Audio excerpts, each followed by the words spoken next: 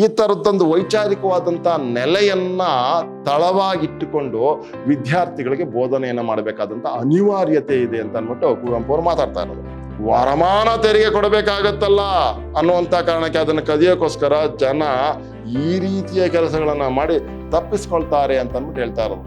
ಗಡ್ಡ ಬಿಟ್ಕೊಂಡು ನಾನು ಕೂಡ ಜಲಬಿಂದು ಮಹರ್ಷಿ ಅಂತ ಹಿಂಗೆ ನಿಂತ್ಕೊಂಡ್ರೆ ನಂಬುವಂತ ಜನ ರಾಶಿ ರಾಶಿ ಇದ್ದಾರೆ ಅಂತ. ಅದು ಈಗಿನ ಕಾಲಕ್ಕೂ ಇನ್ನೂ ಮುಂದುವರೆದಿದೆ. ಅದು ದುರಂತ.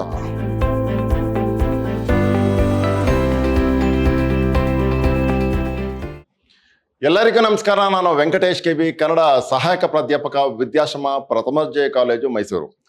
ಪ್ರಿಯ ವಿದ್ಯಾರ್ಥಿ ಸ್ನೇಹಿತರೆ, ನಾನು ಮೈಸೂರು ವಿಶ್ವವಿದ್ಯಾನಿಲಯಕ್ಕೆ ಸಂಬಂಧಪಟ್ಟ ಹಾಗೆ 4ನೇ ಚತುರ್ಮಾಸದ BCA ಮಕ್ಕಳಿಗೆ ಇಟ್ಟಿರುವಂಥ ಕನ್ನಡ ಭಾಷಾ ಪಠ್ಯದಲ್ಲಿ ಜನತಾ ಪ್ರಜ್ಞೆ ಮತ್ತು ವೈಚಾರಿಕ ಜಾಗೃತಿ ಅನ್ನುವಂತಹ ವಿಶೇಷವಾದಂತಹ ಲೇಖನವನ್ನು ಕುರಿತು ಮಾತನಾಡ್ತಾ ಇದ್ದೆ. ಈ ಲೇಖನವನ್ನ ನಮ್ಮ ಕುವೆಂಪು ಅವರು ನೇರವಾಗಿ ಭಾಷಣದ ಮೂಲಕ ಮಾತಾಡ್ತಾ ಇರೋದು. ಬಹಳ ಸೊಗಸಾಗಿರುವಂಥ ವಿಚಾರವನ್ನು ಮಾತಾಡ್ತಾ ಇದ್ದಾರೆ. ನಂದು ಇದು 3ನೇ ತರಗತಿ. ಈ ವಿಚಾರವಾಗಿ ಈ ಸಂಬಂಧ ಕಳೆದ 2 ತರಗತಿಯಲ್ಲಿ ನಾನು ಮಾತಾಡ್ತಾ ಹೇಳಿದೆ, ಕೃತಿಗಳ ಮೂಲಕವೂ ಕೂಡ ಜಾತಿ ಧರ್ಮವನ್ನ ಉದ್ದೇಶವಾಗಿ ಇಟ್ಕೊಂಡು ಪ್ರಕಟ ಮಾಡಿರ್ತಾರೆ. ಅವುಗಳನ್ನು ಕೂಡ ಸಂಸ್ಕೃತಿ ವಿಚಾರ ವೇದಿಕೆ ಅನ್ನುವಂಥ ನೆಪದಲ್ಲಿ ಮಾತನಾಡ್ಬಿಡ್ತಾರೆ. ಆಗ ನಾವು ಅಂತಹ ವಿಷಯಗಳನ್ನ ಹೇಳುವ ಕೃತಿಗಳ ಬಗ್ಗೆ ಧ್ಯಾನವಿಡಬೇಕಾಗುತ್ತದೆ. ಬಹಳ ಮುಖ್ಯವಾಗತ್ತೆ. ಯಾಕಂದ್ರೆ ಯಾರೋ ಒಬ್ಬ ದೊಡ್ಡ ಕವಿ ಹೇಳಿದ್ದಾನೆ ಅಂತಂದ್ರೆ, ಯಾರೋ ಒಬ್ಬ ಮಹಾತ್ಮ ಹೇಳಿದ್ದಾನೆ ಅಂತಂದ್ರೆ ಜನಸಾಮಾನ್ಯರು ಅದನ್ನ ಶಾಸನ ಅಂತ ಸ್ವೀಕರಿಸುವಂತಹ ವಾತಾವರಣವೂ ಕೂಡ ಇದ್ದು ಬಿಡುತ್ತೆ. ಆ ಕಾರಣಕ್ಕೆ ಅಂಥ ಕೃತಿಗಳನ್ನ ಎಡಿಟ್ ಮಾಡುವಾಗ, ಸಂಪಾದನೆ ಮಾಡಬೇಕಾದಾಗ ಇವುಗಳನ್ನೆಲ್ಲ ನಾವು ಬಿಟ್ಟು ಬಿಡೋದು ಒಳ್ಳೆಯದು ಅಂತ ಹೇಳಿ ಕುವೆಂಪು ಅವರು ಆ ಥರದ ಸಂಬಂಧಿಯಾದಂತಹ ಎಷ್ಟೋ ಜನಪರವಲ್ಲದ ವಿಚಾರಗಳನ್ನು ಈಗ ಉದಾಹರಣೆ ಕೊಟ್ಟು ಮಾತಾಡ್ತಾ ಇದ್ದಾರೆ. ಆ ರೀತಿಯ ಜನತಾ ಪ್ರಜ್ಞೆಯನ್ನ ಕಾಯ್ದುಕೊಂಡು ವೈಚಾರಿಕ ಜಾಗೃತಿಯನ್ನ ನಾವು ಹೆಚ್ಚು ಪ್ರಖರವಾಗಿರಿಸ್ಕೊಳ್ಬೇಕಾಗತ್ತೆ ಅನ್ನುವಂಥ ಮಾತನ್ನು ಮಾತಾಡ್ತಾ ಇದ್ದಾರೆ. ಬನ್ನಿ ನೋಡೋಣ. ನಾನು ಉದಾಹರಣೆಗೆ ಹೇಳಿದೆ, ನಮ್ಮ ಎಷ್ಟೋ ಕವಿಗಳು ಬರಿಯ ಪದ್ಯ ರಚಕರು. ಅವರ ಆಲೋಚನೆಯ ಮಟ್ಟ ಅಷ್ಟೇನು ಮೇಲಿನ ವರ್ಗದಲ್ಲ. ನಮ್ಮ ಎಷ್ಟೋ ಕವಿಗಳು, ಲೇಖಕರು, ಇವರೆಲ್ಲರೂ ಕೂಡ ಪದ್ಯ ರಚಕರೇ ಹೊರತು ಆ ಪದ್ಯದ ಒಳಗೆ ನಾನು ಇಡಬೇಕಾದಂಥ ಸಂದೇಶ ವೈಜ್ಞಾನಿಕವಾಗಿಯೂ ವೈಚಾರಿಕವಾಗಿಯೂ ಇರಬೇಕು ಅನ್ನುವಂಥ ಆಲೋಚನೆ ಇಲ್ಲದೆ ಇರೋರು ಅಂತ ಹೇಳ್ತಾ ಇರೋದು.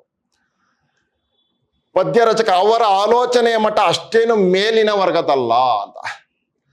ತಮ್ಮ ಮತ, ತಮ್ಮ ಜಾತಿ, ತಮ್ಮವರ ಹಿತಾಸಕ್ತಿಗಳನ್ನು ದಾಟಿ ಅವರು ಹೋಗಲಾರರು.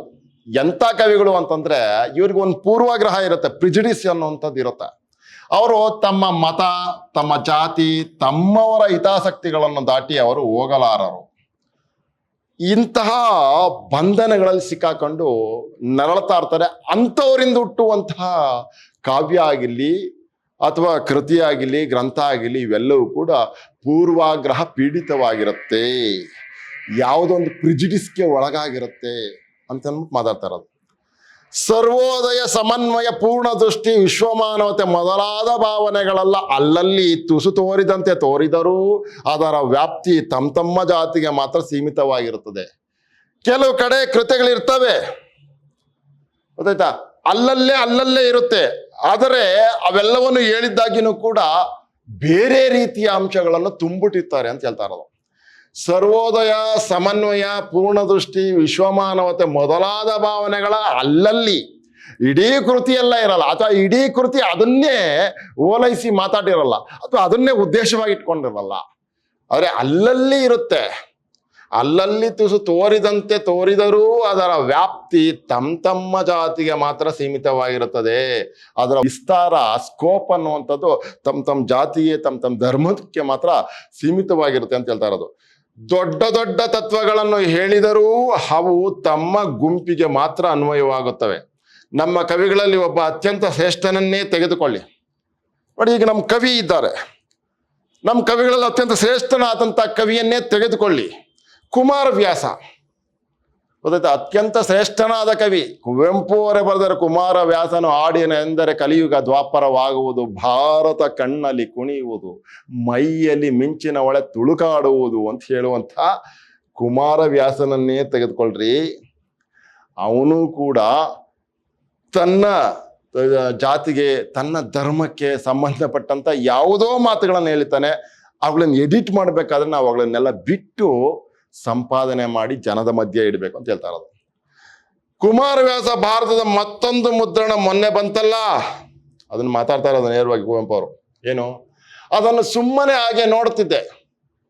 ಕುಮಾರವ್ಯಾಸ ಬರೆದಿರುವಂತ ಕುಮಾರವ್ಯಾಸ ಭಾರತದ ಪ್ರಕಟಣೆ ಆಯ್ತು, ಅದನ್ನ ಮೊನ್ನೆ ಬಂತಲ್ಲ, ಅದೊಂದು ಪ್ರತಿ, ಅದನ್ನ ನೋಡ್ತಾ ಇದ್ದೆ. ಅಲ್ಲ, ನಿಜವಾದ ಕಾವ್ಯಕ್ಕೆ ಅತ್ಯಂತ ಅವಶ್ಯಕವಲ್ಲದ ಎಷ್ಟೋ ನೀತಿಗಳು ರಾಶಿ ರಾಶಿ ಬರುತ್ತವೆ. ನಿಜವಾದ ಕಾವ್ಯಕ್ಕೆ ಅವಶ್ಯಕತೆ ಇಲ್ದಿರುವಂತ ಎಷ್ಟೆಷ್ಟೋ ವಿಚಾರಗಳು ಅದ್ರೊಳಗಡೆ ಬಂದ್ಬಿಡ್ತವೆ. ಎಷ್ಟೋ ನೀತಿಗಳು ರಾಶಿ ರಾಶಿ ಬರ್ತವೆ. ವಿದುರನ ನೀತಿಯನ್ನು ಎಷ್ಟೋ ಸಾರಿ ಗುಲ್ಲೆಬ್ಬಿಸುತ್ತಾನೆ ಕುಮಾರವ್ಯಾಸ. ಅವನ ನೀತಿ ಸಾಲದು ಎಂದು ಹೇಳಿಬಿಟ್ಟು ಆಮೇಲೆ ಸನತ್ ಕುಮಾರನನ್ನು ಕರೆಸಿಬಿಟ್ಟು ಅವನ ಕೈಲಿ ನೀತಿ ಬೋಧಿಸುತ್ತಾನೆ. ಕೊನೆಗೆ ಇವರೆಲ್ಲ ಏನು ಬೋಧಿಸುತ್ತಾರೆ ಎಂದರೆ ನೀವೇ ನೋಡಿ. 6-7 ಉದಾಹರಣೆಗಳನ್ನು ಗುರ್ತು ಮಾಡಿಕೊಂಡು ಬಂದಿದ್ದೇನೆ, ಸುಮ್ಮನೆ ಹೇಳುತ್ತೇನೆ ಕೇಳಿ. ಒಂದು 6-7 ಉದಾಹರಣೆಗಳನ್ನ ಗುರ್ತು ಮಾಡ್ಕೊಂಡು ಬಂದಿದ್ದೀನಿ, ಕೇಳಿಸ್ಕೊಳ್ಳಿ ಅದನ್ನ ಅಂತ. ಅರಸ ಕೇಳೈ ಕ್ಷಾತ್ರ ತೇಜವ ಹೊರೆವುದೇ ಬ್ರಾಹ್ಮಣ್ಯ ಶಕ್ತಿ ಸ್ಫುರಣೆ ಅಂತ. ಏನಿದ್ರ ಅರ್ಥ? ಅರಸನಿಗೆ ಹೇಳುತ್ತಾನೆ, ಬ್ರಾಹ್ಮಣ ಶಕ್ತಿಯಿಂದಲೇ ಈ ಕ್ಷಾತ್ರ ತೇಜ ಸ್ಫುರಿಸುತ್ತದೆ, ಬ್ರಾಹ್ಮಣ ಶಕ್ತಿಯಿಂದಲೇ ಕ್ಷಾತ್ರ ತೇಜ ವೃದ್ಧಿಯಾಗುತ್ತದೆ ಎಂದು. ಇಷ್ಟೇ ಅಲ್ಲ, ಇನ್ನೂ ಕೆಲವನ್ನು ನೋಡಿ. ಇಷ್ಟೇ ಅಲ್ಲ, ಒಂದು ಕೃತಿಯಲ್ಲಿ ಯಾವ್ಯಾವ ರೀತಿಯ ವಿಚಾರಗಳನ್ನ ಸೇರಿಸ್ಬಿಟ್ಟಿರ್ತಾರೆ ನೋಡಿ ಅಂತ ಅಂದ್ಬಿಟ್ಟು ಹೇಳ್ತಾ ಇರೋದು. ಏನು ನೋಡಿ, ನೀನೀ ಬ್ರಹ್ಮವರ್ಗದ ಸಾರ ಸೌಖ್ಯದಲ್ಲಿ ಮೆರೆದಲಾ, ವಿಪ್ರ ಅವಮಾನವೇ ಸಿರಿಗೆ ನಂಜು ಕಣ, ವಿಪ್ರ ಅವಮಾನವೇ ಸಿರಿಗೆ ನಂಜು ಕಣ ಅಂತ ಕುಮಾರವ್ಯಾಸ ಬರೆದಿರೋದು ಇದನ್ನ.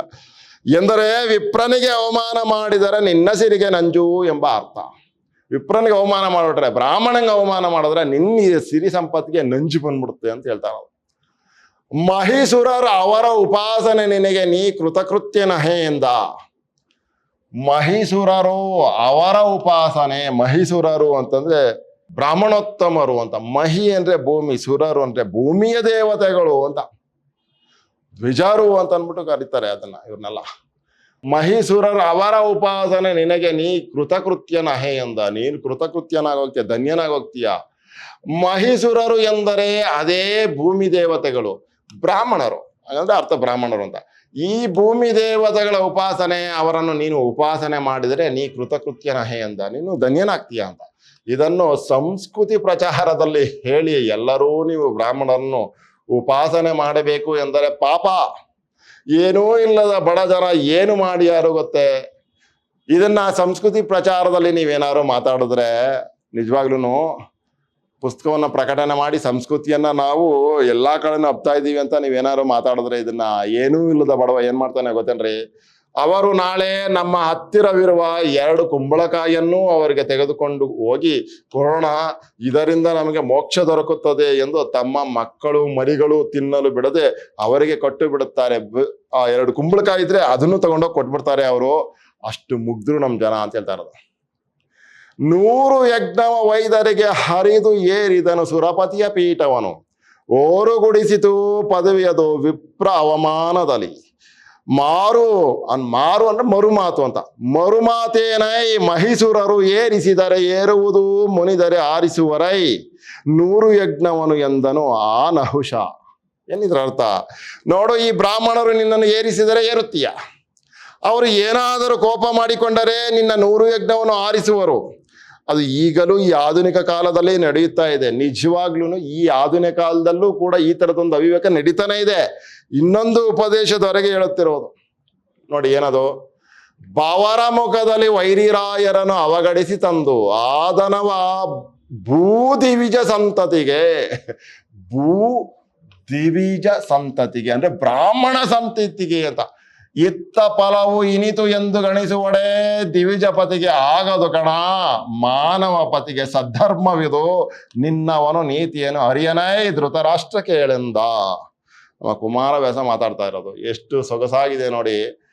ಈ ರೀತಿ ಸೊಗಸಿನಲ್ಲೇ ಬ್ರಾಹ್ಮಣೋತ್ತಮರನ್ನ ಎತ್ತಿಡಿತಾ ಇರೋದು.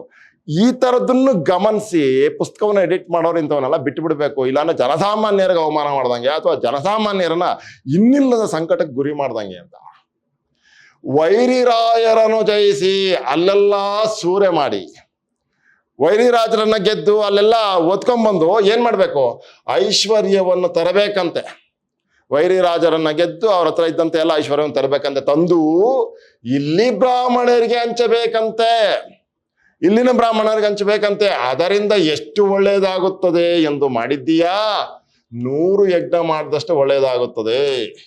ವೈರಿರಾಜರನ್ನ ಗೆದ್ದು ಅವ್ರ ಹತ್ರ ಇರುವಂತಹ ಧನ ಧಾನ್ಯ ಸಂಪತ್ತುಗಳನ್ನ ತಂದು ಇಲ್ಲಿರುವಂತಹ ನಿನ್ನೂರಿನಲ್ಲಿರುವಂತಹ ಬ್ರಾಹ್ಮಣರಿಗೆ ಹಂಚಿದರೆ ನಿನಗೆ ಎಂತ ಪುಣ್ಯ ಬರುತ್ತೆ ಅಂದ್ರೆ 100 ಯಜ್ಞ ಮಾಡಿದಷ್ಟು ಒಳ್ಳೆಯದಾಗುತ್ತದೆ. ಆ ವೈರಿರಾಯರು ಯಾರು? ನಮ್ಮ ದೇಶದಲ್ಲಿ ಕರ್ನಾಟಕದವರಿಗೆ ತಮಿಳರೇ ವೈರಿರಾಯರು, ನಮ್ಮ ದೇಶದಲ್ಲಿ ಕರ್ನಾಟಕದವ್ರಿಗೆ ತಮಿಳರೇ ವೈರಿರಾಜರು, ಆಂಧ್ರರು ವೈರಿರಾಯರು, ತಮಿಳುನಾಡಿನಲ್ಲೂ ಬ್ರಾಹ್ಮಣರಿದ್ದಾರೆ, ಆಂಧ್ರದಲ್ಲಿಯೂ ಬ್ರಾಹ್ಮಣರಿದ್ದಾರೆ. ಇವರು ಹೋಗಿ ಅವರದನ್ನೆಲ್ಲ ದೋಚಿಕೊಂಡು ಬಂದು ಇಲ್ಲಿಯ ಬ್ರಾಹ್ಮಣರಿಗೆ ಹಂಚಿಬಿಡುತ್ತಾರೆ, ಅವ್ರದನ್ನೆಲ್ಲ ದೋಚಿಕೊಂಡು ಬಂದು ಇಲ್ಲಿ ಅವ್ರಿಗೆ ಹಂಚಿಬಿಡ್ತಾರೆ. ನೋಡಿ ಹೆಂಗಿದೆ ಅಂತ. ಅಲ್ಲಿಂದ ದೋಚಿಕೊಂಡು ಬಂದು ಇವರು ಮಾಡುವುದು, ನಮ್ಮ ಡಕಾಯಿತರು ಮಾಡುವುದು ಎರಡೂ ಒಂದೇ.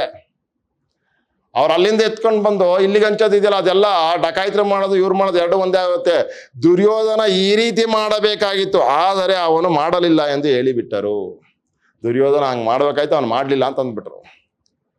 ನಿನ್ನವನೋ ಅವನಿಗೆ ಮಾಡಲಿಲ್ಲ, ಅದ್ರ ಧರಾಷ್ಟ್ರಕ್ಕೆ ಹೇಳಂದ ಅಂತ ಅವನು ಹೇಳ್ಬಿಟ್ಟ.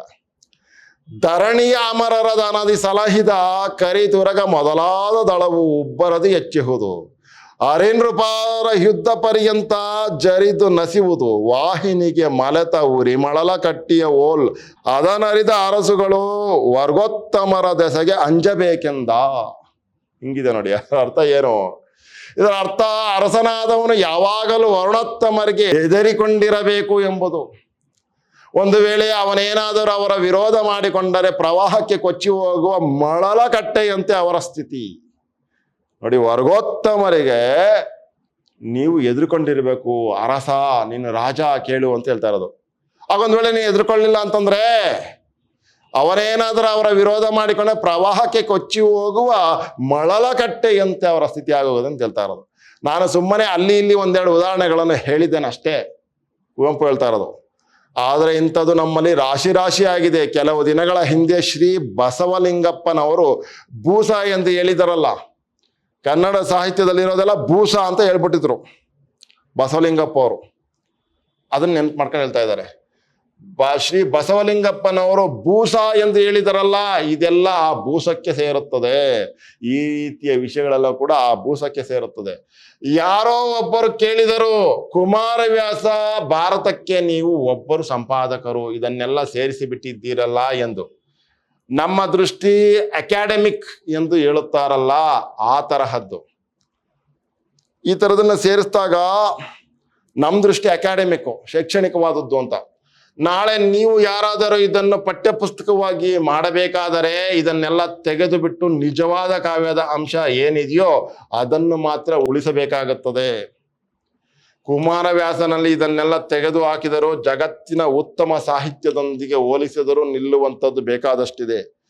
ಈ ರೀತಿಯ ಉಳುಕುಗಳನ್ನೆಲ್ಲ ಕುಮಾರವ್ಯಾಸನಿಂದ ತೆಗೆದುಹಾಕಿದ್ರೂ ಕೂಡ ಜಗತ್ತಿನ ಕಾವ್ಯದಲ್ಲಿ ಸರಿಸಮಾನವಾಗಿ ನಿಲ್ಲುವಂತಹದ್ದು ಎಷ್ಟೋ ಇದೆ ಕುಮಾರವ್ಯಾಸನ ಕಾವ್ಯದಲ್ಲಿ ಅಂತ ಹೇಳ್ತಾ ಇರೋದು.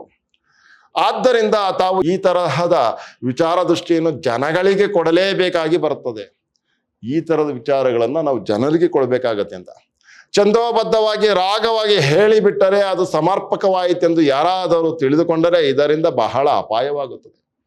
ಛಂದೋಬದ್ಧವಾಗಿ ರಾಗವಾಗಿ ಯಾರಾದರೂ ಅದನ್ನ ಹೇಳಿದ್ರೆ ಅದನ್ನು ಒಪ್ಕೊಂಡ್ಬಿಡ್ತಾರೆ ಜನ. ಹಂಗಂತ ಹೇಳಿದ್ರೆ ಅದು ತಪ್ಪಾಗತ್ತೆ. ನಮ್ಮ ಸಂಗೀತಗಾರರಲ್ಲಿ ಎಷ್ಟೋ ಮಂದಿಯ ರಚನೆ, ಅವುಗಳ ಸಂಗೀತಾಂಶ ಇದೆಯಲ್ಲ, ಅದು ಬಹಳ ಚೆನ್ನಾಗಿರುತ್ತದೆ. ಆದರೆ ನಿಮಗೆ ಅವುಗಳ ಅರ್ಥ ತಿಳಿಯದಿದ್ದರೆ ವಾಸಿ. ಎಷ್ಟೋ ಸಂದರ್ಭದಲ್ಲಿ ನಮ್ಮ ಸಂಗೀತಗಾರರು ಆಡೋದು ಮನ ಮೆಚ್ಚುಗೆ ಆಗುತ್ತದೆ, ಮನ ಮೆಚ್ಚುಗೆ ಆಗುವಂತ ಅಂಶ ಇರುತ್ತೆ. ಆದರೆ ಅದರ ಅರ್ಥವನ್ನ ತಿಳ್ಕೊಂಡ್ರೆ ತುಂಬಾ ಕಷ್ಟ. ಎಲ್ಲಿಯಾದರೂ ತಿಳಿದು ಬಿಟ್ಟರೆ ನಿಮ್ಮ ವಿಚಾರ ಶಕ್ತಿಗೆ ಭಯಂಕರ ಧಕ್ಕೆ ಬರುತ್ತದೆ. ನೀವು ವೈಚಾರಿಕವಾಗಿ ನಡ್ಕೊಂಡಿರೋರ್ಗೂ ಕೂಡ ಅದು ಧಕ್ಕೆ ಬಂದ್ಬಿಡುತ್ತೆ. ಗ್ರಹದ ವಿಚಾರದಲ್ಲಿ ನಮ್ಮಲ್ಲಿ ಜ್ಯೋತಿಷ್ಯರು ಇರುತ್ತಾರಲ್ಲ, ಗೊತ್ತಾಯ್ತಾ? ಅವರು ಆ ಗ್ರಹಗಳ ಪರಿಣಾಮ ನಮ್ಮ ಮೇಲಾಗುತ್ತದೆ, ಈ ಗ್ರಹಗಳ ಪರಿಣಾಮ ನಮ್ಮ ಮೇಲಾಗುತ್ತದೆ ಎಂದು ಹೇಳಿ ಅವುಗಳಿಗೆ ಶಾಂತಿ ಮಾಡುತ್ತೇನೆಂದು ತಾವು ಶಾಂತಿ ಮಾಡಿಕೊಳ್ಳುತ್ತಾರೆ ಅಷ್ಟೇ. ಗ್ರಹಗಳು ಆ ವಿಚಾರವೆಲ್ಲ ಮಾತಾಡ್ತಾರಲ್ಲ, ಆ ಗ್ರಹಗಳಿಗೆ ಹಂಗಾಗಿದೆ ಹಿಂಗಾಗಿದೆ, ಅವುಗಳನ್ನ ಶಾಂತಿ ಮಾಡ್ತೀವಿ ಅಂತ ಹೇಳಿ ಅವ್ರು ಶಾಂತಿ ಮಾಡ್ಕೊತಾರೆ ಅಷ್ಟೇ. ಇಂಥವೆಲ್ಲ ಬೇಕಾದಷ್ಟು ಬರ್ತವೆ. ನಮಗೆ ಏನಾಗಿದೆ ಎಂದರೆ ನಮ್ಮ ತಲೆಯಲ್ಲಿ ಈ ಧರ್ಮ, ಜಾತಿ, ಮತ ಇವುಗಳ ಮೌಢ್ಯ ಒಟ್ಟಾಗಿ ಸೇರಿ ಗೊಂದಲವನ್ನೇ ಎಬ್ಬಿಸಿ ಬಿಟ್ಟಿವೆ. ಅವೆಲ್ಲ ನಮಗೆ ಬಲವಾಗಿ ಅಂಟಿಕೊಂಡು ಬಿಟ್ಟಿವೆ. ಅವುಗಳನ್ನು ಬಿಡಿಸುವುದೇ ಕಷ್ಟವಾಗಿದೆ. ಈ ಜಾತಿ, ಧರ್ಮ ಇವೆಲ್ಲವೂ ಕೂಡ ನಮ್ಮ ತಲೆಯಲ್ಲಿ ಭದ್ರವಾಗಿ ಅಂಟ್ಕೊಂಡ್ಬಿಟ್ಟಿದ್ದಾವೆ. ಇವುಗಳನ್ನು ಬಿಡಿಸೋದೇ ಕಷ್ಟ ಆಗೋಗಿದೆ ಅಂತ ಅಂದ್ಬಿಟ್ಟು ಹೇಳ್ತಾ ಇರೋದು. ಇವುಗಳನ್ನೆಲ್ಲ ಬಿಡಿಸಬೇಕಾದರೆ ಒಂದೇ ಉಪಾಯ, ನಮ್ಮ ಜನಸಾಮಾನ್ಯರಿಗೆ ವಿಚಾರ ದೃಷ್ಟಿಯನ್ನು ಕೊಡಬೇಕು. ಇಂಥವನ್ನೆಲ್ಲ ನಮ್ಮ ಜನರ ತಲೆಯಿಂದ ಹೋಗಲಾಡಿಸಬೇಕು ಅಂದ್ರೆ ವಿಚಾರ ದೃಷ್ಟಿಯನ್ನು ಕೊಡಬೇಕು. ನಮ್ಮ ಯಾವ ಯುವಕನಾದರೂ ಇದನ್ನು ಪ್ರಶ್ನಿಸಬೇಕು. ಯಾವ ಯುವಕನಾದರೂ ಕೂಡ ಇದನ್ನು ಪ್ರಶ್ನಿಸಬೇಕು. ಇಂತಹ ವೈಚಾರಿಕ ಬುದ್ಧಿಯನ್ನು ನೀವು ಅವನಿಗೆ ಕಲಿಸಿಕೊಡಬೇಕಾಗುತ್ತದೆ. ಈ ಥರದನ್ನ ಶಾಲಾ ಕಾಲೇಜಲ್ಲಿ ಇಲ್ಲೆಲ್ಲ ಕೂಡ ಈ ಥರದ ವೈಚಾರಿಕ ಬುದ್ಧಿಯನ್ನ ನೀವು ಕಲಿಸ್ಕೊಡ್ಬೇಕಾಗತ್ತೆ. ಅದು ಬಹಳ ಮುಖ್ಯ ಅಲ್ವೇನ್ರಿ? ಒಂದು ಎಜುಕೇಶನ್ ಇನ್ಸ್ಟಿಟ್ಯೂಟ್ ಅಂತಂದ್ರೆ, ಒಂದು ಶೈಕ್ಷಣಿಕ ಸಂಸ್ಥೆ ಅಂತಂದ್ರೆ ಈ ಥರದ್ದೊಂದು ವೈಚಾರಿಕವಾದಂಥ ನೆಲೆಯನ್ನ ತಳವಾಗಿಟ್ಟುಕೊಂಡು ವಿದ್ಯಾರ್ಥಿಗಳಿಗೆ ಬೋಧನೆಯನ್ನು ಮಾಡಬೇಕಾದಂಥ ಅನಿವಾರ್ಯತೆ ಇದೆ ಅಂತ ಅಂದ್ಬಿಟ್ಟು ಕುವೆಂಪು ಅವರು ಮಾತಾಡ್ತಾ ಇರೋದು. ಹಳ್ಳಿಯವರಾಗಲಿ ಪಟ್ಟಣದವರಾಗಲಿ ಯಾರೇ ಆಗಲಿ ಇಂಥವನ್ನು ಪ್ರಶ್ನಿಸಬೇಕು. ಇದನ್ನೇ ನಾನು ಒಕ್ಕೂಟದ ಭಾಷಣದಲ್ಲಿ ಒಬ್ಬರು ಆಚಾರ್ಯರು ಹೇಳಿರುವ ನಿತ್ಯ ನಾರಕಿ ನಿತ್ಯ ಸಂಸಾರಿ ಎಂಬ ಭಾವನೆಗಳನ್ನು ಖಂಡಿಸಿ ಟೀಕೆ ಮಾಡಿರುವುದು. ಆ ಆಚಾರ್ಯರ ಭಕ್ತಿ ಧರ್ಮ ವಿಚಾರದಲ್ಲಿ ತಮ್ಮ ಜಾತಿಯವರಿಗೆ ಸೀಮಿತವಾಗಿ ಮಾತ್ರ ಹೇಳಿರಬಹುದು. ಅವರು ಆ ಆಚಾರ್ಯರು ಭಕ್ತಿ ಧರ್ಮ ವಿಚಾರದಲ್ಲಿ ತಮ್ಮ ಜಾತಿಯವರಿಗೆ ಸೀಮಿತವಾಗಿ ಮಾತ್ರ ಹೇಳಿರಬಹುದು. ಆದರೆ ಇದನ್ನೂ ಹೇಳಿರುತ್ತಾರೆ ಎಂಬುದಂತೂ ನಿಜ. ಅದರ ಜೊತೆಗೆ ನಮ್ಮ ಸಾಮಾನ್ಯ ಜನರಿಗೆ ಈ ವಿಚಾರ ಶಕ್ತಿಯನ್ನು ಬೋಧಿಸಿದ ಹೊರತು ಖಂಡಿತ ನಮ್ಮ ದೇಶದ ಪ್ರಗತಿ ಸಾಧ್ಯವಿಲ್ಲ. ವಿಚಾರ ಶಕ್ತಿಯನ್ನ ಬೋಧಿಸದ ಹೊರತು ನಮ್ಮ ದೇಶ ಪ್ರಗತಿ ಹೊಂದೋದಕ್ಕೆ ಸಾಧ್ಯ ಇಲ್ಲ. ಇದು ಎಲ್ಲಾ ಕ್ಷೇತ್ರಗಳಿಗೂ ಅನ್ವಯಿಸುತ್ತದೆ.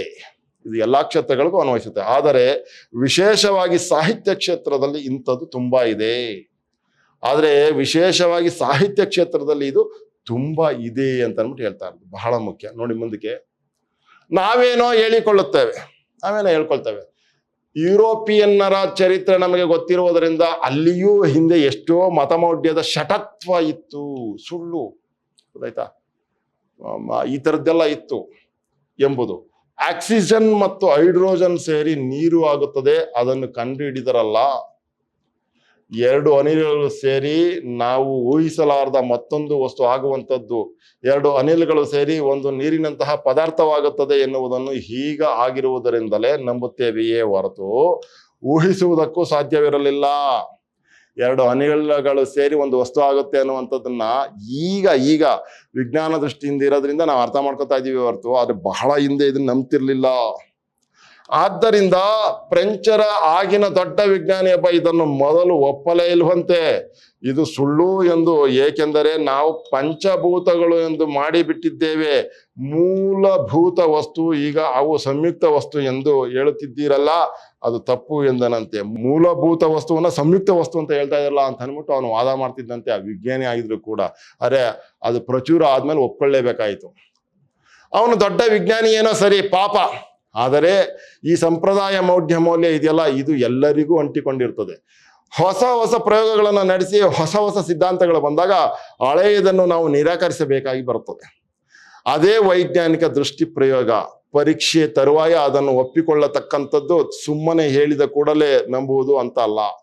ನೋಡಿ, ವೈಜ್ಞಾನಿಕ ದೃಷ್ಟಿ ಪ್ರಯೋಗ ಪರೀಕ್ಷೆ ತರುವಾಯ ಅದನ್ನು ಒಪ್ಪಿಕೊಳ್ಳಬೇಕಾದಂಥದ್ದು ಅಂತ, ಒಪ್ಪಿಕೊಳ್ಳತಕ್ಕಂಥದ್ದು. ಅದು ಯಾವಾಗ? ವೈಜ್ಞಾನಿಕ ದೃಷ್ಟಿ ಪ್ರಯೋಗ ಪರೀಕ್ಷೆ ತರುವಾಯ ಅದಾದ್ಮೇಲೆ ಅಂತ. ಸುಮ್ಮನೆ ಹೇಳಿದ ಕೂಡಲೇ ನಂಬುವುದು ಅಂತಲ್ಲ, ಸುಮ್ಮನೆ ಹೇಳಿದ್ರೆ ನಂಬೋದು ಅಂತಲ್ಲ.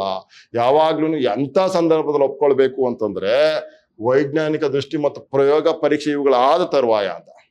ಸಂಸ್ಕೃತದಲ್ಲಿ ಹೇಳಿದ ಕೂಡಲೇ ನಾವು ಅದನ್ನು ನಂಬಲೇಬೇಕು ಎಂದು ಅನೇಕರ ಅಭಿಪ್ರಾಯ. ಆ ಸಂಸ್ಕೃತ ಶ್ಲೋಕ ಬರೆದವನು ನಿಮ್ಮಂತೆಯೇ ಪರಮ ಮೂಢ ಆಗಿರಬಹುದು. ಸಂಸ್ಕೃತದಲ್ಲಿ ಏನೋ ಹೇಳಿದ್ದಾರೆ ಅಂತಂದ್ರೆ ಅದನ್ನ ನಂಬಿಡ್ಬೇಕು ಅಂತ ಅನ್ಕೊಂಡಾರೆ ಜನ ಎಷ್ಟೊಂದ್ ಸಾರಿ. ಸಂಸ್ಕೃತದಲ್ಲಿ ಬರೆದಿರುವಂತವನು ಕೂಡ ನಮ್ಮ ನಿಮ್ಮ ಹಾಗೆ ಮೂಢನೂ ಇರ್ಬೋದಲ್ವಾ. ಶ್ಲೋಕ ರಚನೆಗೂ ವಿಚಾರದ ಜ್ಞಾನಕ್ಕೂ ಸಂಬಂಧವೇನಿಲ್ಲ. ಶ್ಲೋಕ ರಚನೆಗೂ ವೈಚಾರಿಕ ವಿಚಾರಕ್ಕೂ ಯಾವ ಸಂಬಂಧವೂ ಇಲ್ಲ. ಇದೊಂದು ಶಕ್ತಿ ವಿಶೇಷ ಅಷ್ಟೇನೆ. ಆದ್ದರಿಂದಲೇ ಬರೀ ಸಾಹಿತ್ಯ ಮೊದಲಾದವನ್ನು ಜನಗಳಿಗೆ ಓದುವುದಕ್ಕೆ ಮಾಡುವಾಗ ನಾವು ಬಹಳ ಎಚ್ಚರಿಕೆಯಿಂದ ಈ ವಿಚಾರ ಶಕ್ತಿಯನ್ನು ಅವರಲ್ಲಿ ಪ್ರಚೋದಿಸಬೇಕಾಗುತ್ತದೆ. ನಾವು ಜನರಲ್ಲಿ ಇಂಥ ಪುಸ್ತಕಗಳನ್ನು ಓದಿ ಅಂತ ಹೇಳಬೇಕಾದರೆ ಅಲ್ಲ, ಎಷ್ಟನ್ನ ಇದರಲ್ಲಿ ನೀವು ಗ್ರಹಿಸ್ಕೋಬೇಕು, ಯಾವ ರೀತಿ ಗ್ರಹಿಸ್ಕೊಳ್ಬೇಕು ಅನ್ನೋಂಥ ವಿಚಾರವನ್ನು ಕೂಡ ಅವರಿಗೆ ಮನದಟ್ಟನ್ನ ಮಾಡಬೇಕಾದಂಥ ಅನಿವಾರ್ಯತೆಯೂ ಕೂಡ ಇರುತ್ತೆ ಅನ್ನೋಂಥದ್ದು ಬಹಳ ಮುಖ್ಯ ಇಲ್ಲಿ. ಇನ್ನು ನಾವು ಜೀವನದಲ್ಲಿ ನಾನು ನಿಮಗೆ ಹೇಳಿದ ಹಾಗೆ ಒಬ್ಬ ಸಾಮಾನ್ಯ ಹಳ್ಳಿ ಯುವಕನ ನಂಬಿಕೆಗಳು ಉಂಟಲ್ಲ, ಅವನ್ನು ಏನು ಎನ್ನುವುದನ್ನು ಅರಿತುಕೊಳ್ಳಬೇಕಾಗುತ್ತೆ. ಆಮೇಲೆ ಅವುಗಳನ್ನು ನೀವೇ ಊಹಿಸಿಕೊಳ್ಳಬಹುದು. ಹಳ್ಳಿಯಲ್ಲಿರುವಂತಹ ಹುಡುಗ ಈ ವಿಚಾರಗಳ ಬಗ್ಗೆ ಯಾವ ರೀತಿ ಅವನು ಗ್ರಹಿಸ್ಕೊಂಡಿರ್ತಾನೆ ಅನ್ನುವಂಥದ್ದನ್ನ ಮೊದಲು ನಾವು ಊಹಿಸಿಕೊಳ್ಬೇಕಾಗತ್ತೆ.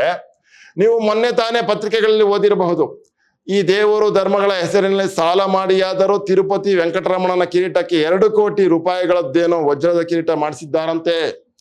ಅದೇನೋ ಪಾದಕೆಗಳಂತೆ, ಅದೆಷ್ಟೋ ಲಕ್ಷ ರೂಪಾಯಿಗಳದ್ದು ಪಾದಕೆ ಮಾಡಿಸಿದ್ದಾರಂತೆ. ನೋಡಿ, ಅದೆಷ್ಟೋ ಲಕ್ಷ ರೂಪಾಯಿನದ್ದು ಪಾದಕೆ ಮಾಡಿಸಿದ್ದಾರಂತೆ ತಿರುಪತಿ ವೆಂಕಟರಮಣನಿಗೆ. ಎಂತಹ ಹುಡುಗರಿಗೂ ಕೂಡ ಗೊತ್ತಾಗುತ್ತದೆ ಏಕೆ ಆ ಕಿರೀಟಕ್ಕೆ ಅಷ್ಟು ಕೋಟಿ ರೂಪಾಯಿ ಅಲ್ವಾ. ಎಂತ ಹುಡುಗರು ಇರೋದು, ಯಾಕಪ್ಪ ಸುಮ್ಮನೆ ಅಲ್ಲಿ ಗರ್ಭಗುಡಿಯಲ್ಲಿರುವಂತಹ ವಿಗ್ರಹಕ್ಕೆ ಅಷ್ಟು ಕೋಟಿ ರೂಪಾಯಿ ಯಾಕೆ ಇಡ್ಬೇಕಾಯ್ತು? ಅದರ ಬದಲು ಸುತ್ತಮುತ್ತ ಇದ್ದ ಹಳ್ಳಿಗಳಲ್ಲಿ ಬಾವಿಗಳನ್ನು ತೋಡಿಸಬಾರದಿತ್ತೇಕೆ? ಈ ದೇವರು ಧರ್ಮದಾನದ ಹೆಸರಿನಲ್ಲಿ ವರಮಾನ ತೆರಿಗೆ ಕೊಡಲು ಕದಿಯುವ ಜನ ತಪ್ಪಿಸಿಕೊಳ್ಳುತ್ತಾರೆ ಎಂದು ಹೇಳುತ್ತಾರೆ. ನೋಡಿ, ದೇವರು ದಿಂಡರು ಅನ್ನುವಂಥ ಹೆಸರಿನಲ್ಲಿ ವರಮಾನ ತೆರಿಗೆ ಕೊಡಬೇಕಾಗತ್ತಲ್ಲ ಅನ್ನುವಂಥ ಕಾರಣಕ್ಕೆ ಅದನ್ನು ಕದಿಯೋಕ್ಕೋಸ್ಕರ ಜನ ಈ ರೀತಿಯ ಕೆಲಸಗಳನ್ನ ಮಾಡಿ ತಪ್ಪಿಸ್ಕೊಳ್ತಾರೆ ಅಂತ ಅಂದ್ಬಿಟ್ಟು ಹೇಳ್ತಾ ಇರೋದು. ಆದರೆ ಇದಕ್ಕೆ ಮಾತ್ರ ಬೇಕಾದಷ್ಟು ಹಣ ಇರುತ್ತೆ.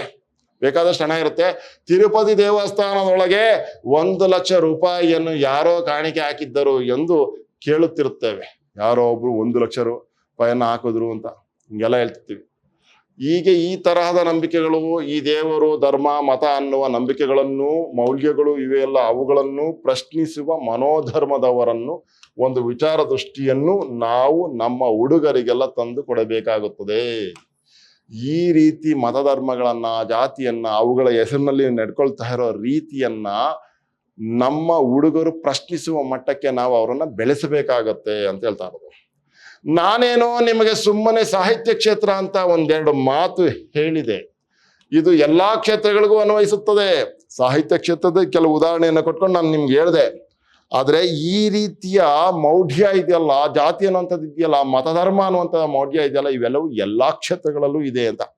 ಇದಕ್ಕೆ ಮುಂಚೆ ನೀವು ಯಾರು ಇದನ್ನೆಲ್ಲ ಹೇಳುತ್ತೀರೋ ಅವರು ಒಂದು ಆಧ್ಯಾತ್ಮಿಕ ಧೈರ್ಯವನ್ನು ಪಡೆದುಕೊಳ್ಳಬೇಕು. ಇವನ್ನೆಲ್ಲ ಮಾತಾಡಬೇಕು ಅಂತಂದ್ರೆ ಸುಲಭ ಅಲ್ಲ. ಯಾರೋ ಸಾವಿರಾರು ವರ್ಷಗಳಿಂದ ನಂಬ್ಕೊಂಡು ಬಂದಿರುವಂತ ಒಂದು ಮೌಢ್ಯವನ್ನ ಅವರ ಎದುರುಗಡೆನೆ ಪ್ರಶ್ನೆ ಮಾಡಬೇಕು ಅಂತಂದ್ರೆ, ಅವ್ರಿಗೆ ವಿಚಾರ ದೃಷ್ಟಿಯನ್ನ ನೀವು ಕೊಡಬೇಕು ಅಂತಂದ್ರೆ ಅಷ್ಟು ಸುಲಭವಾಗಿ ಮಾತಾಡ್ಬಿಡಕ್ ಸಾಧ್ಯ ಇಲ್ಲ. ಆ ಕಾರಣಕ್ಕೆ ನೀವು ಇದಕ್ಕೆ ಮೊದಲು ಒಂದು ಆಧ್ಯಾತ್ಮಿಕ ಧೈರ್ಯವನ್ನು ಪಡೆದುಕೊಳ್ಳಬೇಕು. ಅದಕ್ಕೆ ಇಂಥವು ಮಾತಾಡೋದಕ್ಕೆ ಮೊದಲು ಆ ಒಂದು ಆಧ್ಯಾತ್ಮಿಕ ಧೈರ್ಯವನ್ನು ಪಡ್ಕೋಬೇಕು. ಏಕೆಂದರೆ ಹೇಳುವವನಿಗೆ ಅಂಜಿಕೆ ಇದ್ದರೆ ಅವನು ಹೇಳುವುದರಿಂದ ಪ್ರಯೋಜನ ಇಲ್ಲ. ಹೇಳೋನ್ಗೆ ಅಂಜಿಕೆ ಇರಬಾರ್ದು. ತಾನು ಹೇಳೋದನ್ನ ಇದಮ್ಮಿತ್ತಂ ಅಂತ ಹೇಳಿ, ಇದೇ ಖಚಿತವಾದದ್ದು, ಇದೇ ಪರಮಸತ್ಯ ಅಂತ ಹೇಳಿ ಅವನು ನಂಬಿಕೊಂಡು ಜನರ ಮುಂದೆ ಹೇಳ್ಬಾರ್ದು. ಇಲ್ಲ ಅಂದ್ರೆ ಏನು ಪ್ರಯೋಜನ ಇಲ್ಲ. ಕೇಳುವವರು ಯಾರೂ ನಂಬುವುದಿಲ್ಲ ನೀನು ಹಂಗೆ ಹೇಳಲಿಲ್ಲ ಅಂತಂದ್ರೆ. ಈ ವಿಚಾರದಲ್ಲಿ ಮೊದಲು ಪ್ರಾರಂಭ ಮಾಡಿದ್ದು ಬ್ರಹ್ಮ ಸಮಾಜ. ಅವರು ಅದಕ್ಕೋಸ್ಕರ ಉಪನಿಷತ್ತುಗಳನ್ನೇ ಆಶ್ರಯಿಸಿದರು. ಈ ವಿಚಾರವನ್ನ ಅಷ್ಟು ಧೈರ್ಯವಾಗಿ ಹೇಳೋದಕ್ಕೆ ಆರಂಭಿಸಿದ್ದು ಬ್ರಹ್ಮ ಸಮಾಜ ಅಂತ. ಏಕೆಂದರೆ ತರುವಾಯ ಬಂದ ಈ ಪುರಾಣ ಕಥೆಗಳು, ಕಟ್ಟುಕಥೆಗಳು ಇವನ್ನೆಲ್ಲ ಸಂಪೂರ್ಣವಾಗಿ ತಿರಸ್ಕರಿಸಿದ್ರು ಅವರು. ಈ ಬಹಳ ಹಿಂದಿನಿಂದ ಬಂದಂತಹ ಈ ಪುರಾಣ ಕಥೆಗಳು, ಕಟ್ಟುಕಥೆಗಳನ್ನೆಲ್ಲ ಇವರು ಸಂಪೂರ್ಣವಾಗಿ ತಿರಸ್ಕಾರ ಮಾಡಿದ್ರು. ನಿಮ್ಮ ಅವತಾರಗಳು ಮುಂತಾದವುಗಳನ್ನೆಲ್ಲ ತಿರಸ್ಕರಿಸಿದರು. ದಶಾವತಾರ, ಅದು ಇದು, ಆಳಮುಳು ಅಧ್ವಾನ ಇವನ್ನೆಲ್ಲ ತಿರಸ್ಕರಿಸಿದ್ರು.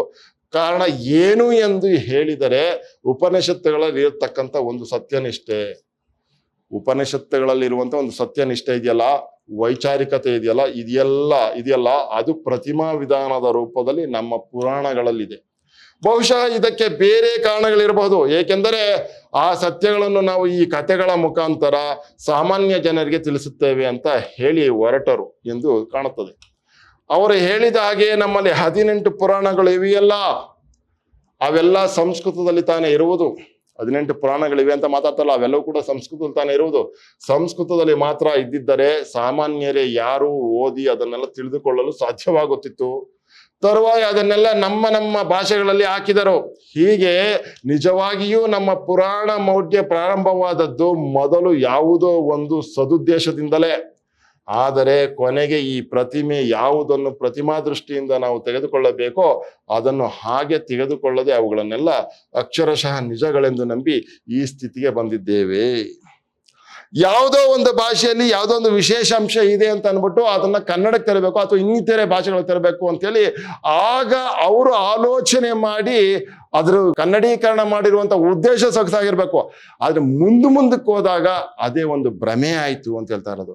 ಆದ್ರೆ ಅದನ್ನು ಕೊನೆಗೆ ಈ ಪ್ರತಿಮೆ ಯಾವುದನ್ನು ಪ್ರತಿಮಾ ದೃಷ್ಟಿಯಿಂದ ನಾವು ತೆಗೆದುಕೊಳ್ಳಬೇಕೋ ಅದನ್ನು ಹಾಗೆ ತೆಗೆದುಕೊಳ್ಳದೆ ಅವುಗಳನ್ನೆಲ್ಲ ಅಕ್ಷರಶಃ ನಿಜಗಳೆಂದು ನಂಬಿ ಈ ಸ್ಥಿತಿಗೆ ಬಂದಿದ್ದೇವೆ.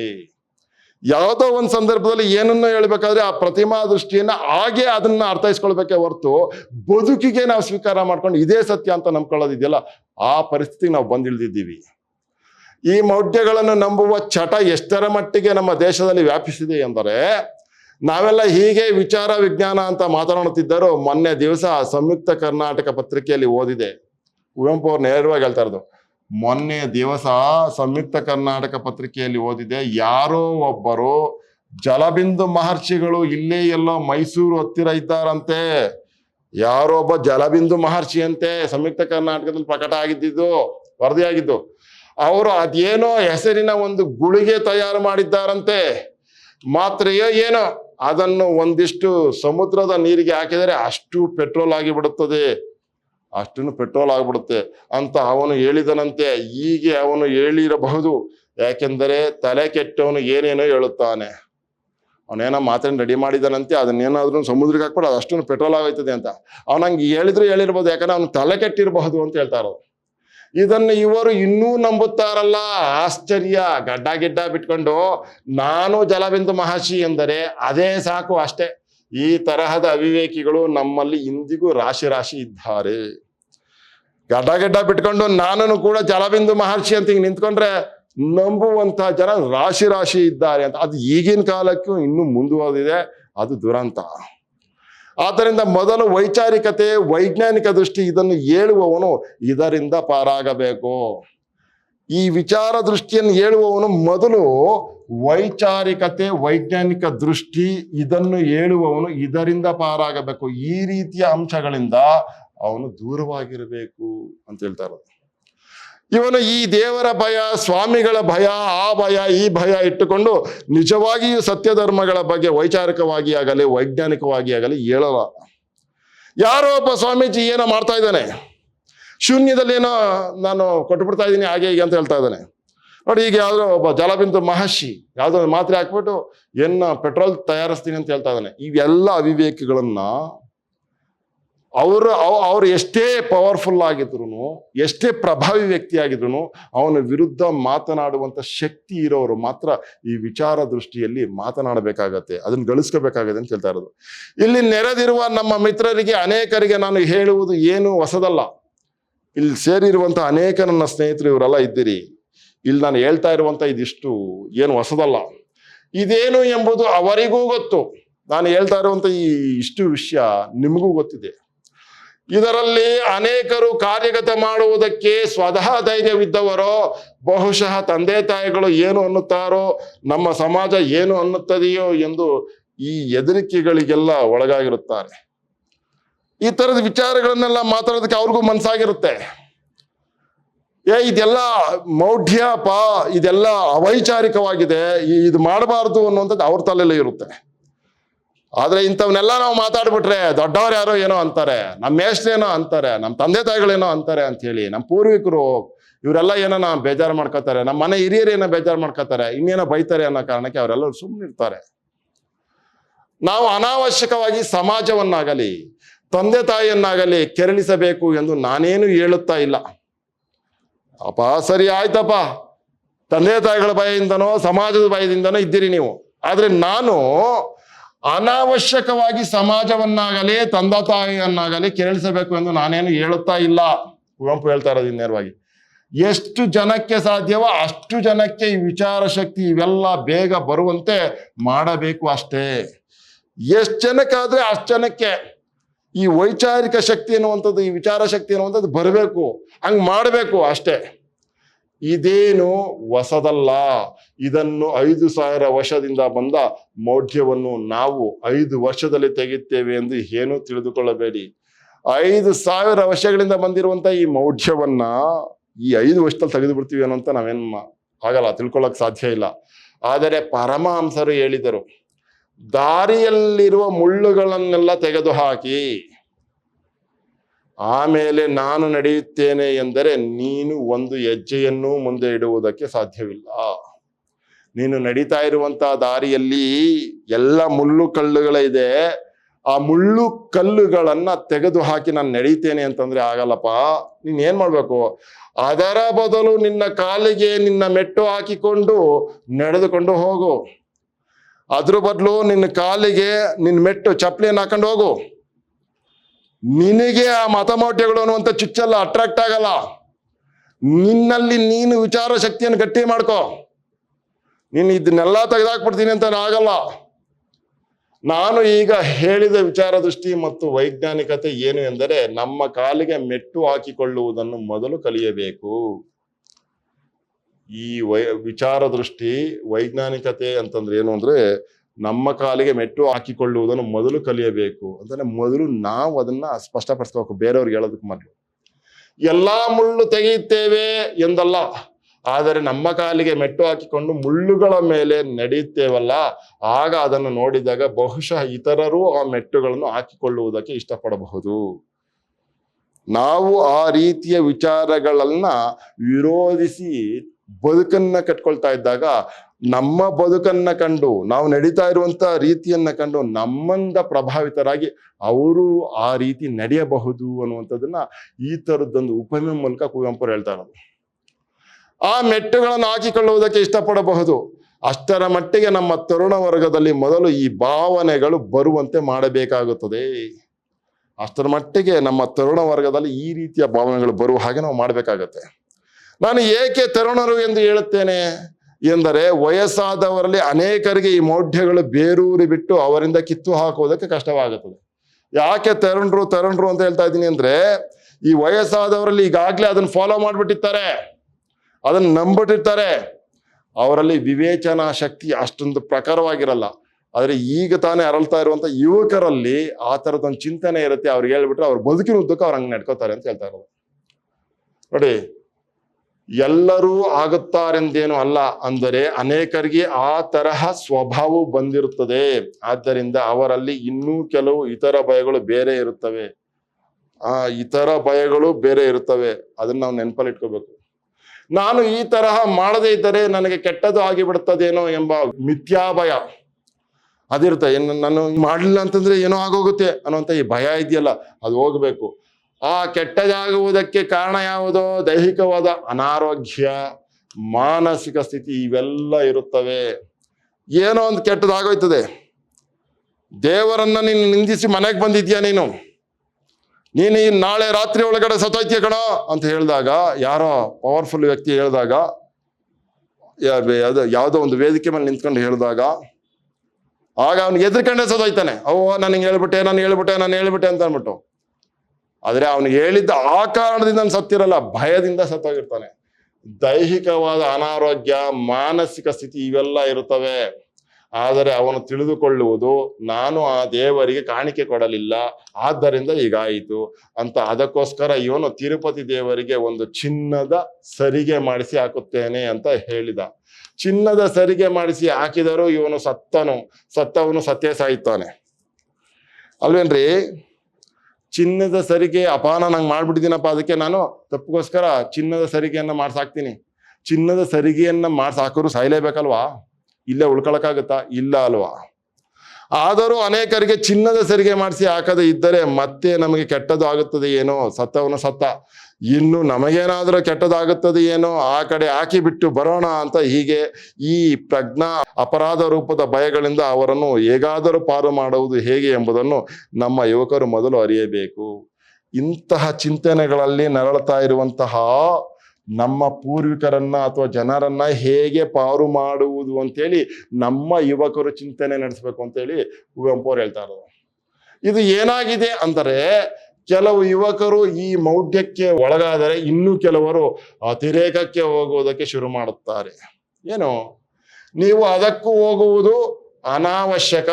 ಈಗ ಅತಿರೇಕವು ಕೂಡ ಯಾವುದೇ ಒಂದರ ಮೇಲೆ ರೇಗಿ ನಾವು ಕೈಗೊಳ್ಳತಕ್ಕ ಕ್ರಮ, ಅದು ತದ್ವಿರುದ್ಧ ಪರಿಣಾಮಕ್ಕೆ ಕಾರಣವಾಗುತ್ತದೆ. ಅಂದರೆ ಅದಕ್ಕೋಸ್ಕರ ನಾನು ಮೊದಲೇ ಹೇಳಿದ ವಿಚಾರವಾದಕ್ಕೂ ನಾಸ್ತಿಕವಾದಕ್ಕೂ ಬಹಳ ದೂರ, ಅದಕ್ಕೇನು ಸಂಬಂಧವಿಲ್ಲ ಎಂದು ವಿಚಾರವಾದಿಯಾದವನು ಯಾವಾಗಲೂ ನನಗೆ ಗೊತ್ತಿಲ್ಲ ಎಂದು ಅಲ್ಲಿಯವರೆಗೆ ಹೋಗುತ್ತಾನೆ ಅಷ್ಟೇ ಹೊರತು ಅದರ ವಿಚಾರದಲ್ಲಿ ಮುಚ್ಚು ಮನಸ್ಸು ಇರಬಾರದು.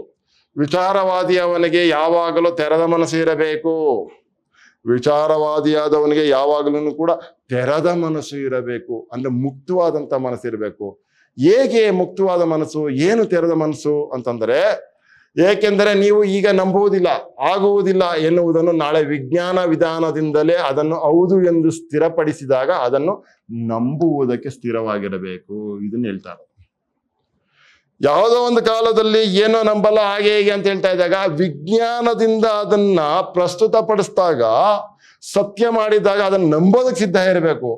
ನಾವು ನೀರು, ಬೆಂಕಿ ಎಂದು ಈ ಪಂಚಭೂತಗಳು ಇವುಗಳು ಸಂಯುಕ್ತಗಳಲ್ಲ ಎಂದು ಹಳೆಯ ನಂಬಿಕೆ ಇಟ್ಟುಕೊಂಡರೆ, ವಿಜ್ಞಾನ ಅದನ್ನು ಸಂಯುಕ್ತ ವಸ್ತುಗಳು ಎಂದು ತೋರಿಸಿದಾಗ ಹಳೆಯದನ್ನು ತ್ಯಜಿಸಿ ಬಿಟ್ಟು ಹೊಸದನ್ನು ನಂಬುವುದಕ್ಕೆ ಸಿದ್ಧವಾಗಿರಬೇಕಾಗುತ್ತದೆ. ನೋಡಿ, ವಿಜ್ಞಾನ ಅಂತ ಸತ್ಯಗಳನ್ನ ಪ್ರಸ್ತುತ ಮಾಡಿದಾಗ ಅದನ್ನ ನಂಬುವಂತ ಮನಸ್ಥಿತಿ ನಮಗಿರಬೇಕು. ಮೊಂಡುವಾದವನ್ನ ಮಾಡಬಾರ್ದು ಅಂತ ಹೇಳ್ತಾ ಇರೋದು. ಏಕೆಂದರೆ ನೀವು ಯುರೋಪಿಯನ್ ಚರಿತ್ರೆಯಲ್ಲಿ ಗೆಲಿಲಿಯೋ ಇಂಥವರನ್ನೆಲ್ಲ ಆಗಿನ ಪಾದ್ರಿಗಳು ಮೊದಲಾದವರು ಸೇರಿ ಶಿಕ್ಷೆ ಮಾಡಿದರು ಎಂದು ನಂಬುತ್ತೇವೆ.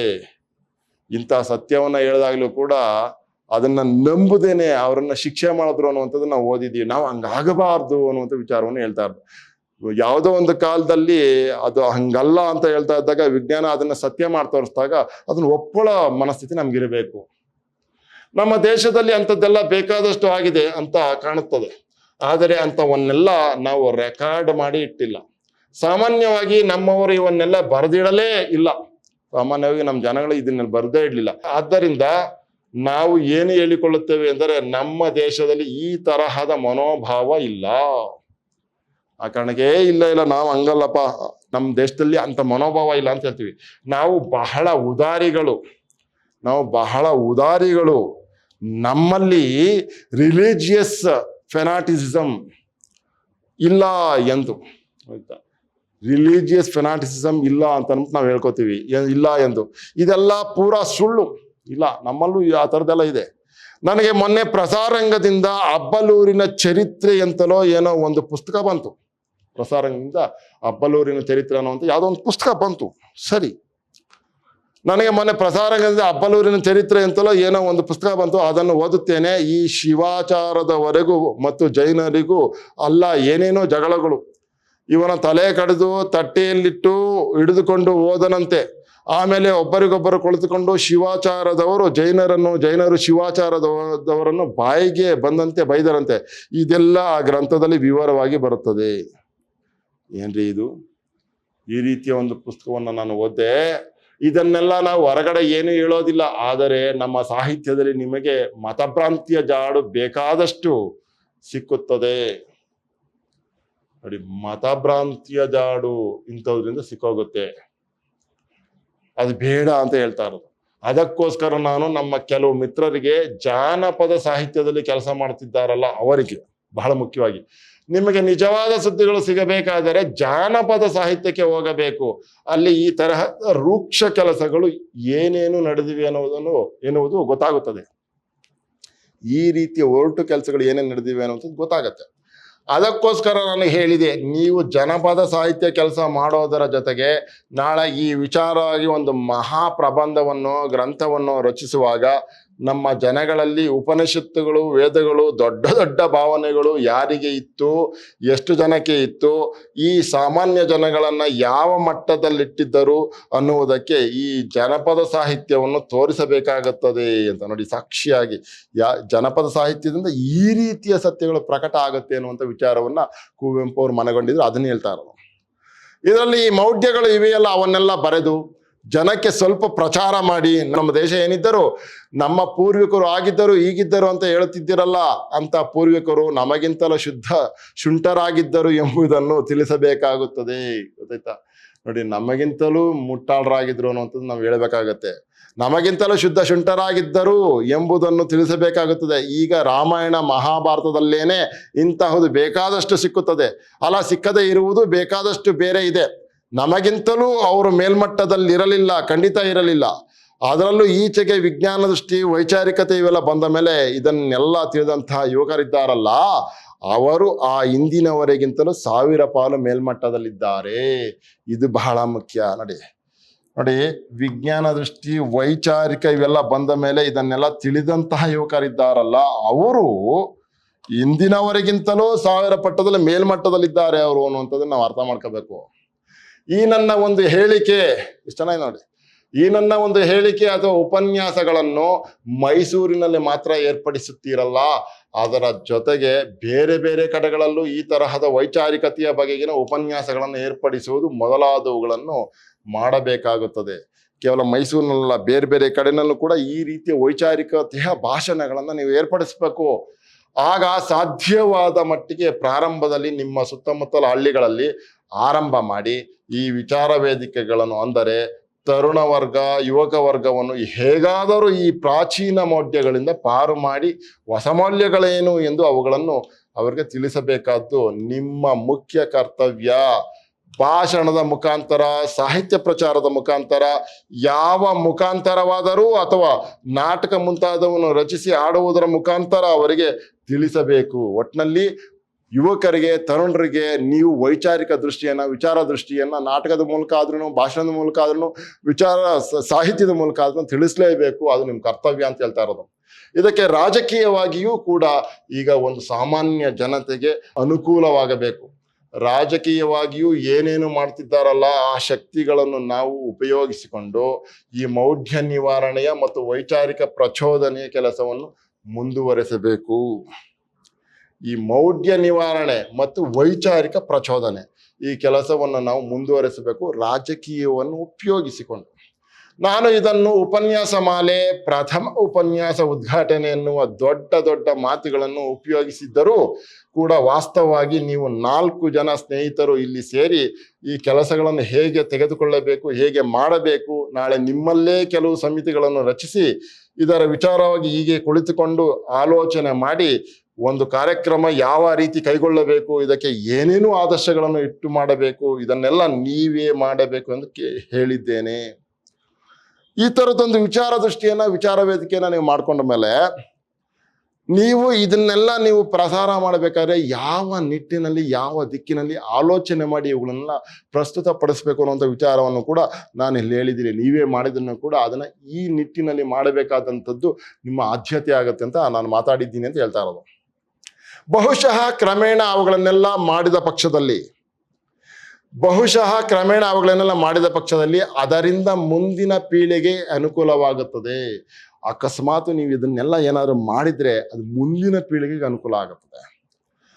ನಾವು ಈಗ ಹಿಂದಿನ ಮೌಲ್ಯಗಳನ್ನೇ ತಮ್ಮ ಸ್ವಾರ್ಥ ಹಿತಾಸಕ್ತಿಗೋಸ್ಕರ ಒಪ್ಪಿ ಅದರ ಪರವಾಗಿರತಕ್ಕಂಥವರಿಂದ ತಪ್ಪಿಸಿಕೊಳ್ಳುವುದಕ್ಕೆ ಎಷ್ಟು ಬೇಕೋ ಅಷ್ಟು ಕೆಲಸವನ್ನಾದರೂ ಮಾಡಬೇಕಾಗುತ್ತದೆ. ಇದು ಬಹಳ ಮುಖ್ಯ ನೋಡಿ. ಇಂಥದ್ರಿಂದ ತಪ್ಪಿಸ್ಕೊಳ್ಳೋದು, ಇಂದಿನ ಮೌಲ್ಯಗಳನ್ನೇ ತಮ್ಮ ಸ್ವಾರ್ಥ ಹಿತಾಸಕ್ತಿಗೋಸ್ಕರ ಒಪ್ಪಿ ಅದರ ಪರವಾಗಿರತಕ್ಕಂಥವರಿಂದ, ಇಂದಿನ ಮೌಲ್ಯಗಳನ್ನೇ, ಬಹಳ ಹಿಂದೆ ಇರುವಂಥ ಮೌಲ್ಯಗಳನ್ನೇ ತಮ್ಮ ಸ್ವಾರ್ಥ ಹಿತಾಸಕ್ತಿಗೋಸ್ಕರ ಒಪ್ಪಿ ಅದರ ಪರವಾಗಿ ಇರತಕ್ಕಂಥವರಿಂದ ತಪ್ಪಿಸಿಕೊಳ್ಳೋದಕ್ಕೆ ಎಷ್ಟು ಬೇಕೋ ಅಷ್ಟು ಕೆಲಸವನ್ನಾದರೂ ಮಾಡಬೇಕಾಗುತ್ತದೆ. ಯಾವುದೇ ಮೌಲ್ಯ ಅಪ್ಡೇಟ್ ಆಗಬೇಕು. ಯಾವುದೋ ಒಂದು ಕಾಲದಲ್ಲಿ ಅದು ದೊಡ್ಡ ಮೌಲ್ಯ ಅಂತ ಹೇಳ್ಬಿಟ್ಟು ಹೇಳಿರ್ಬೋದು, ಅದು ಅವಿವೇಕನೂ ಕೂಡ ಆಗಿರ್ಬೋದು. ಅದಂಥದ್ರಿಂದ ತಿಳ್ಕೊಂಡು ಅಂತ ಪ್ರಭಾವಗಳಿಂದ ನಾವು ದೂರ ಇರೋದಕ್ಕೆ ಪ್ರಯತ್ನ ಮಾಡ್ಬೇಕು ಅಂತ ಹೇಳ್ತಾ ಇರೋದು. ಇಲ್ಲಿಗೆ ಬಂದು ಈ ವಿಚಾರದಲ್ಲಿ ನಿಮ್ಮ ಎದುರು ಉಪನ್ಯಾಸ ಮಾಡಿದ್ದಲ್ಲ, ಸುಮ್ಮನೆ ಮಾತನಾಡಿದ್ದು ಎಂದು ಅಷ್ಟೇ. ಆದರೆ ಈ ಸಂಸ್ಥೆಯ ಹೆಸರಿನಲ್ಲಿ ಈ ವಿಚಾರ ವೇದಿಕೆಗಳನ್ನು ನಿರ್ಮಿಸುವ ವಿಚಾರ, ಇದಕ್ಕೆಲ್ಲ ನೀವು ಸಣ್ಣ ಸಮಿತಿಗಳನ್ನು ಮಾಡಿಕೊಂಡು ಅವುಗಳನ್ನು ಸ್ವಲ್ಪ ಕ್ರಮಬದ್ಧವಾಗಿ ಮುಂದುವರಿಸಿದರೆ ಅದರಿಂದ ತುಂಬ ಅನುಕೂಲವಾಗುತ್ತದೆ ಎಂದು ಹೇಳಿ ನನ್ನ ಮಾತುಗಳನ್ನು ಮುಗಿಸುತ್ತೇನೆ. ಕುವೆಂಪು ಅವರು ಈ ರೀತಿಯ ಮಾತುಗಳನ್ನು ವೇದಿಕೆಯ ಮುಂದೆ ಇರಿಸಿ ಅವರ ಮಾತುಗಳನ್ನು ಮುಗಿಸಿದ್ರು, ಭಾಷಣದ ಮಾತುಗಳನ್ನು ಮುಗಿಸಿದ್ರು ಅಂತ ಹೇಳ್ತಾ ಇರೋದು. ನೋಡಿ, ಇದಕ್ಕೆಲ್ಲ ನೀವು ಸಣ್ಣ ಸಮಿತಿಗಳನ್ನು ಮಾಡಿಕೊಂಡು ಈ ರೀತಿಯ ಕೆಲಸಗಳನ್ನ ನೀವು ಯಾವ ಕಾಲಕ್ಕೂ ಮುಂದುವರಿಸಬೇಕು ಅನ್ನೋ ಕಾರಣಕ್ಕೆ ಸಮಿತಿಗಳನ್ನ, ಸಣ್ಣ ಸಣ್ಣ ಸಮಿತಿಗಳನ್ನು ಮಾಡಿಕೊಂಡು ಅವುಗಳನ್ನು ಸ್ವಲ್ಪ ಕ್ರಮಬದ್ಧವಾಗಿ ಮುಂದುವರಿಸಿದರೆ ಅದರಿಂದ ತುಂಬ ಅನುಕೂಲವಾಗುತ್ತದೆ ಎಂದು ಹೇಳಿ ನನ್ನ ಮಾತುಗಳನ್ನು ಮುಗಿಸುತ್ತೇನೆ ಅಂತೇಳಿ ಭಾಷಣವನ್ನ ಮುಗಿಸಿದ್ರು ಕವಿ ಕುವೆಂಪು, ಲೇಖಕ ಕುವೆಂಪು ಅವರು. ಪ್ರಿಯ ವಿದ್ಯಾರ್ಥಿಗಳು, ಇಲ್ಲಿಗೆ ಜನತಾ ಪ್ರಜ್ಞೆ ಮತ್ತು ವೈಚಾರಿಕ ಜಾಗೃತಿ ಎನ್ನುವಂತಹ ಲೇಖನ ಮುಕ್ತಾಯ ಆಗುತ್ತೆ. ಈ ಜನತಾ ಪ್ರಜ್ಞೆ ವೈಚಾರಿಕ ಜಾಗೃತಿ ಅನ್ನುವಂಥ ಈ ಲೇಖನವನ್ನು ನಾನು 3 ತರಗತಿಗಳಲ್ಲಿ ಮಾತಾಡಿದ್ದೀನಿ. ಇದರಿಂದ ನೀವು ಗ್ರಹಿಸ್ಕೊಳ್ಬೇಕಾದದ್ದು ಏನು ಅಂತಂದ್ರೆ, ಏನು, ಏಕೆ, ಹೇಗೆ, ಯಾವಾಗ ಅನ್ನುವಂಥ ಪ್ರಶ್ನೆಗಳನ್ನು ನಿಮ್ಮ ತಲೆಯಲ್ಲಿ ಇಟ್ಕೊಳ್ಬೇಕಾಗತ್ತೆ. ಉದ್ದಟತನದಿಂದ ಈ ಪ್ರಶ್ನೆಗಳನ್ನ ಕೇಳಿ ಅಂತಲ್ಲ ನನ್ನ ಮಾತಿನ ಅರ್ಥ. ನೀವು ಈ ಪ್ರಶ್ನೆಗಳನ್ನ ಕೇಳಿಕೊಳ್ಳದೆ ಇಂದಿನವರು ಹೇಳಿದ್ದಾರೆ ಅಂತಲೋ, ಅದ್ಯಾವುದೋ ಒಂದು ದೊಡ್ಡ ಗ್ರಂಥ ಹೇಳಿದ್ದೆ ಅನ್ನೋ ಕಾರಣಕ್ಕೋ, ಯಾವುದೋ ಅವಘಡಕ್ಕೋ ಅನ್ಯಾಯಕ್ಕೋ ನೀವೇ ನಾಂದಿ ಆಡುವಂತ ಸೌಕರ್ಯಗಳೇನಾದ್ರೂ ನಿಮ್ಮ ಸುತ್ತಮುತ್ತ ಇದ್ದಾಗ ಅವುಗಳನ್ನ ಪ್ರಶ್ನೆ ಮಾಡುವಂತಹ ತಿಳುವಳಿಕೆ ನಿಮ್ಗೆ ಈ ಪಾಠದಿಂದ ಬಂದಿದ್ದೇ ಆದರೆ ಕುವೆಂಪು ಅವರು ಮಾಡಿದಂತಹ ಈ ಭಾಷಣ ಸಾರ್ಥಕವಾಗುತ್ತೆ ಅಂತ ನಾನು ಭಾವಿಸ್ಕೊಂಡಿದ್ದೀನಿ. ಈ ಥರದ್ದೇ ಒಂದು ತಿಳುವಳಿಕೆ ನಿಮ್ಮ ಅಂತರಂಗದಲ್ಲಿ ಮೊಳೆಯಬೇಕಾದಂಥ ಅನಿವಾರ್ಯತೆ, ಅಗತ್ಯತೆ ಯಾವ ಕಾಲಕ್ಕೂ ಇದ್ದೇ ಇದೆ. ಆ ಕಾರಣಕ್ಕೆ ನೀವು ಎಂಥ ವಿಷಯವನ್ನಾದ್ರೂ ಕೂಡ ಸ್ವೀಕರಿಸಬೇಕಾದಾಗ ಒಂದು ಪ್ರಶ್ನೆಯನ್ನ ನಿಮ್ಮಲ್ಲೇ ನೀವು ಕೇಳಿಕೊಂಡು ಅದನ್ನ ಸ್ವೀಕರಿಸಿ ಅದರ ಒಳಿತು ಕೆಡುಕುಗಳ ಬಗ್ಗೆ ನೀವು ಅವಲೋಕನ ಮಾಡಿ ಅದನ್ನ ತಿಳಿದುಕೊಂಡಾಗ, ಆ ಕೆಲಸವನ್ನು ಮಾಡಕ್ಕೆ ಹೊರಟಾಗ ನಿಮ್ಮನ್ನ ನೋಡಿದಂತಹ ನಿಮ್ಮ ಮನೆಯವರು, ಸಮಾಜ ನಿಮ್ಮ ರೀತಿಯೇ ನಡೆದುಕೊಳ್ಳುವಂತಹ ಮನಸ್ಸನ್ನ ಮಾಡುತ್ತದೆ. ಅದು ಈ ಲೇಖನದ ಸಾರ್ಥಕತೆ ಆಗತ್ತೆ ಅಂತ ನಾನು ಭಾವಿಸ್ಕೊಂಡಿದ್ದೀನಿ. ಆ ರೀತಿಯಲ್ಲಿ ನಿಮ್ಮ ಅಂತರಂಗ ಶುದ್ಧವಾಗಿ ಅತ್ಯಂತ ವೈಚಾರಿಕ ದೃಷ್ಟಿಕೋನದಲ್ಲಿ ನಿಮ್ಮ ಬದುಕು ನಡೆದದ್ದೇ ಆದರೆ ಈ ಲೇಖನವನ್ನು ಓದಿದ್ದಕ್ಕೆ, ನಾನು ನಿಮ್ಮ ಜೊತೆ ಚರ್ಚೆ ಮಾಡಿದ್ದಕ್ಕೆ ಸಾರ್ಥಕ ಆಯ್ತು ಅಂತ ಭಾವಿಸ್ಕೊಳ್ತೀನಿ. ಎಲ್ಲರಿಗೂ ಒಳ್ಳೆಯದಾಗಲಿ. ಮತ್ತೆ ಸಿಗೋಣ. ನಮಸ್ಕಾರ.